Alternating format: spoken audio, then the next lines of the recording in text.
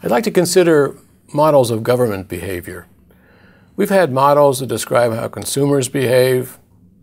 We've had models that describe how firms behave. We've had models that describe how workers behave. We've had models that describe how they all interact. But we haven't had models of how government behaves.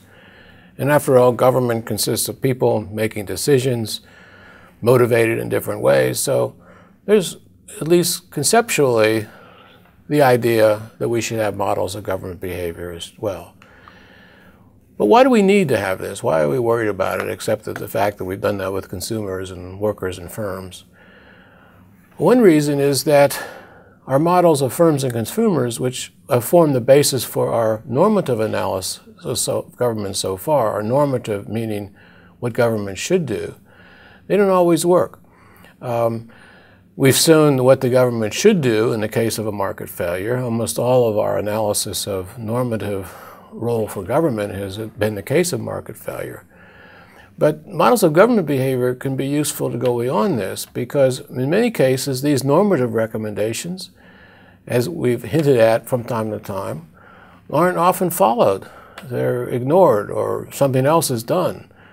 Or it doesn't work very well. The government intervention, maybe antitrust or regulation of externalities, doesn't work all the time. There seems to be government failures sometimes too, just like market failures. So in a sense, we need an analysis of what government actually does, not only what they should do based on the economic analysis. And what's fascinating and interesting actually is that we can use the same kind of tools and the same kind of ideas to analyze government and therefore get a sense of when and why government fails and when it works, when it doesn't fail. Use the same tools as we used to examine firms, consumers, and workers. So that's what we want to do here. Let's begin with voting. In a democracy, decisions about what government does are supposed to be determined, at least to some degree, by the voters. And so often when you examine government behavior, you want to examine how voting works. It's kind of the first step, if you like, not the only part of models of government behavior, but as part of it, models of voting. And there's a different way that economists and political scientists have come at this. One is to start with the simplest possible case where everyone in a society agrees with what should be done. That would be a single issue, maybe the only issue that's relevant is national defense, and everybody agrees there should be 3% of GDP spent on defense, whatever it happens to be.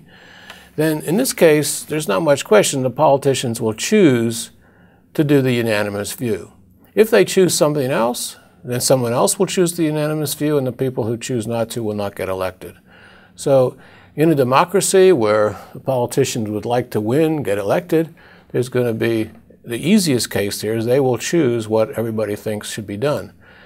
Next easiest case is where there are differences of opinion, but there's still just one issue. So it could be national defense again. It could be that some people want to have a big defense department, other ones have a little defense department, say maybe 1% of GDP at the low level or 6% of GDP at the high level.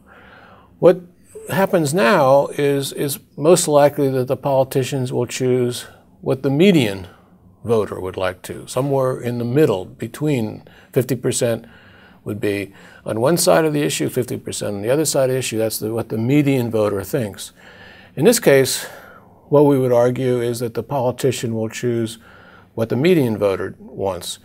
It'll ignore the extremes because if it deviated from the median, it would lose more votes than it gains. It would move away from this median and lose people who would otherwise vote for this politician.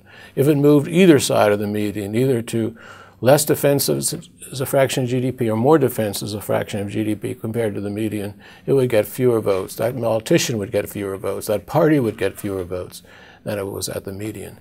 So those are a couple of the easier cases. And the outcome is not so bad. You either do exactly what the people would like or you do what the median would like. Not always the right decision in the case of differences of opinion, but a reasonable outcome.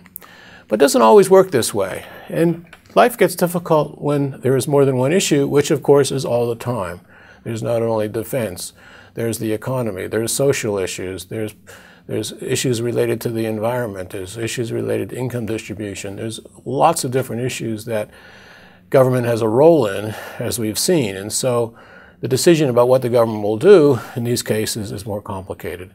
And it leads to these voting paradoxes, which is really not a good thing to have. You'd rather not have it, but sometimes you have it.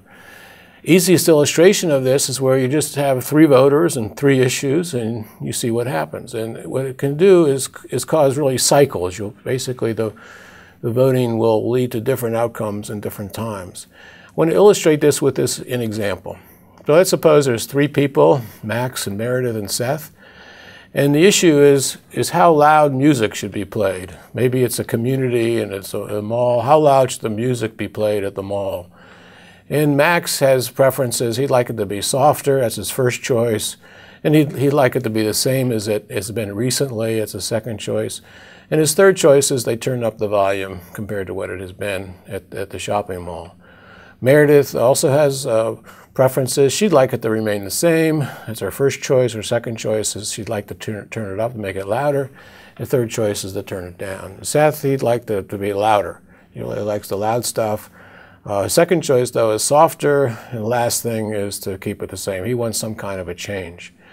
So what would happen now? So suppose they had to vote on whether it should be softer or the same, or suppose they had to vote on whether it should be the same or louder, or same or softer. Suppose it was set up between 2 different things. So for example, suppose the vote is, well, should it be louder? Should it be the same?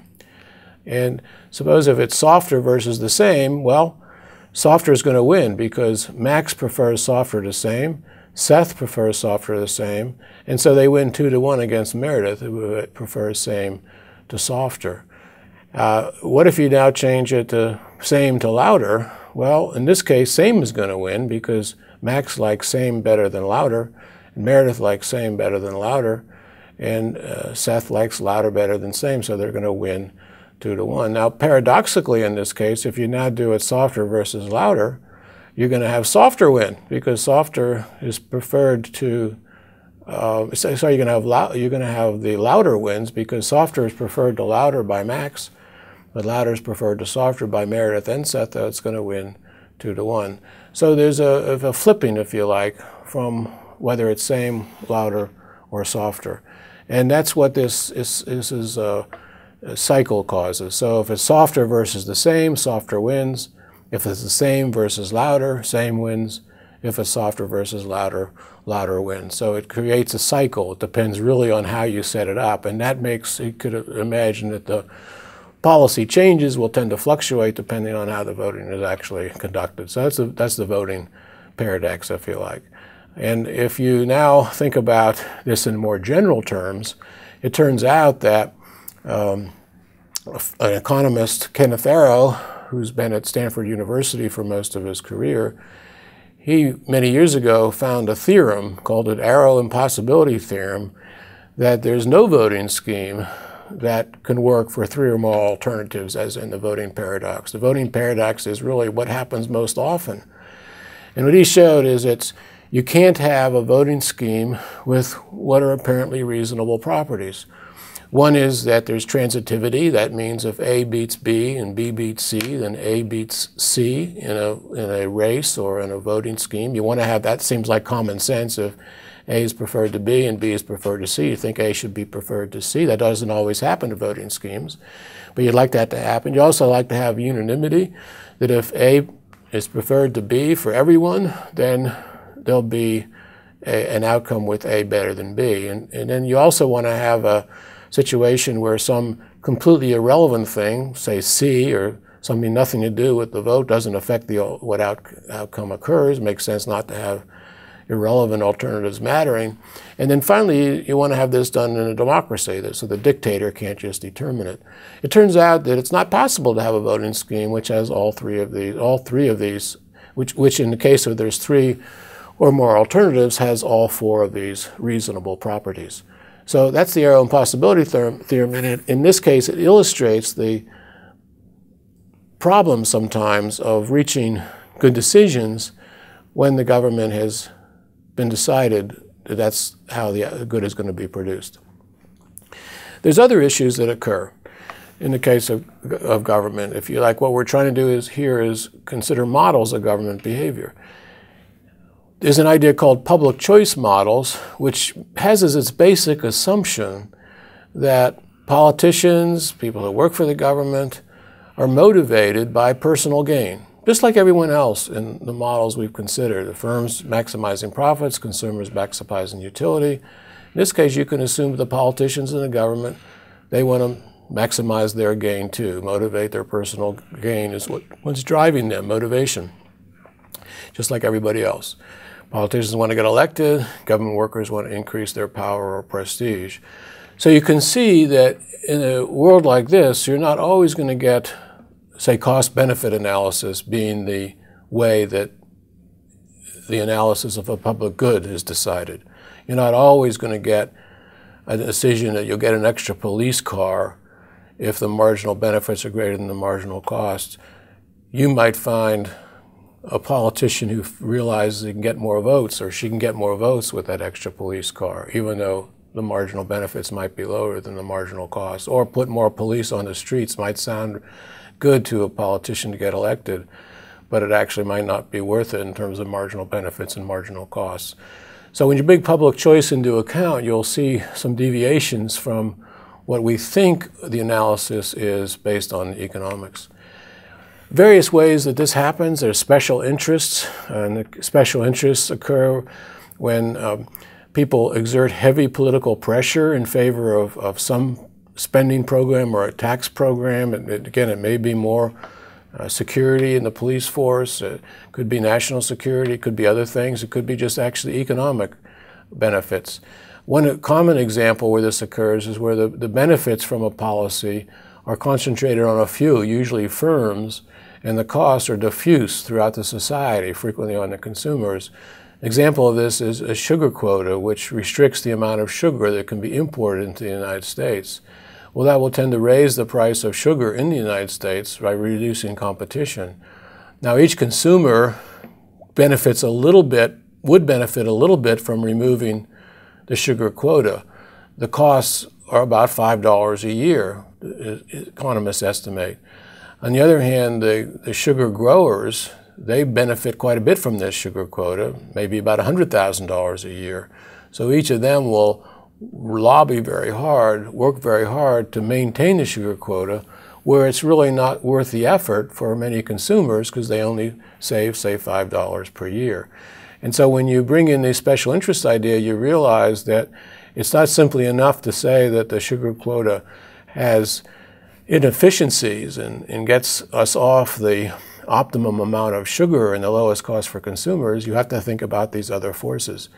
The forces that make this happen are sometimes called lobbying, where you have representatives in Washington or in state capitals, representatives of firms or other interests who try to make the case for the policy which will help them. These lobbyists are highly skilled, smart individuals, well-connected individuals. They could probably be doing something else more useful if you didn't have to do the lobbying.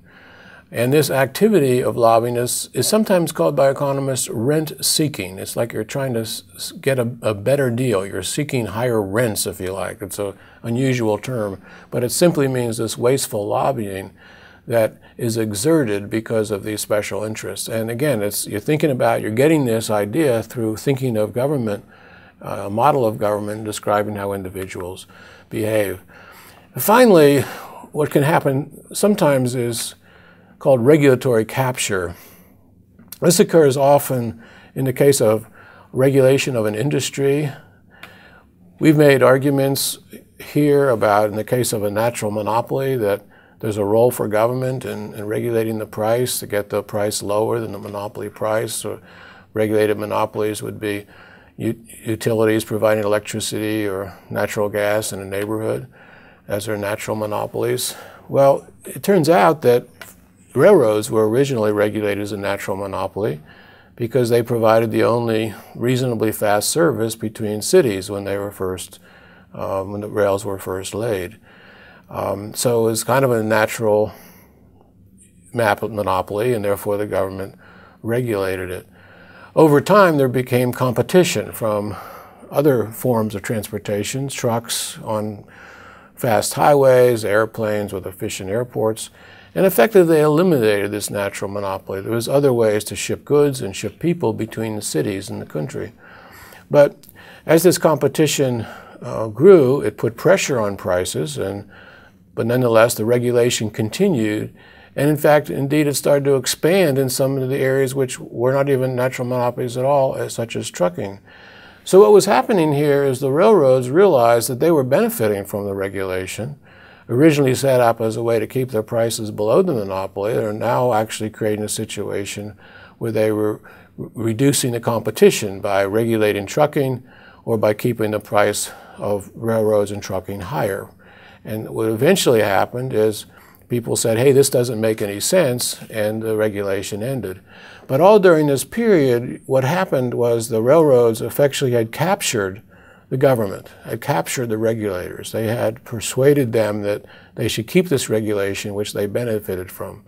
The capture can occur in many different ways. It may be because the people working in the government would eventually take jobs with the railroads in the private sector, revolving door that's sometimes called, and so they would maybe be a little more lenient about the regulations or continue the regulations beyond when they were required. So this is an example where when you think about what's motivating government employees, government workers, it may be that they would like to get a promotion or they'd like to get a job in the private sector eventually. Not all would, of course. That doesn't describe everybody, but it's a tendency.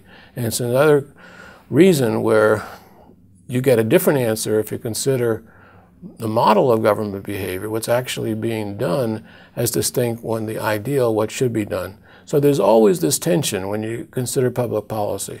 The best thing to deal with this tension is to make the economic arguments as clearly as possible, to communicate them as clearly as possible, and in fact to sometimes set up structures. So for example, the consumers who would benefit just a little from eliminating the sugar quota have more ability to communicate, to form groups themselves that offset the communication skills and the lobbyists of the industry. So when you bring all these other things into account, you see a much richer, in some sense more difficult, but in some sense more interesting public policy problem, which combines the economic analysis, which we have stressed, for what consumers do and workers do and firms do, and now have added in this other element of what governments do, and it gives us a better chance to get hold of these issues and improve public policy.